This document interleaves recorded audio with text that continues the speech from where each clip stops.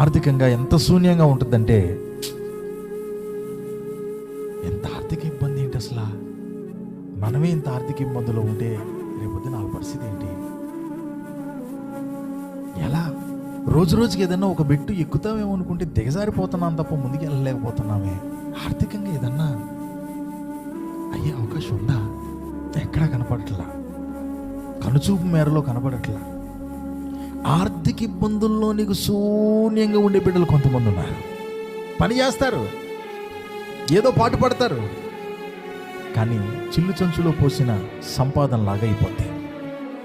పిల్లలకి అంత ముద్ద పెట్టుకోలేక, నెలకొచ్చి అంత అద్దె కట్టుకోలేక, చిన్నపాటి అవసరతలు కూడా తీర్చుకోలేక అల్లాడిపోతూ ఉంటారు. అలాంటి వాళ్ళు వాళ్ళని వీళ్ళని చూస్తుని అనుకుంటారు, వాళ్ళలాగా నా జీవితం లేదేంటి, వీళ్ళలాగా నా జీవితం లేదేంటి, ఎప్పుడు చూసినా నా పరిస్థితికి తిప్పలు తప్పవా అని చెప్పి ఆవేదన పాలు చెందుతూ ఉంటారు.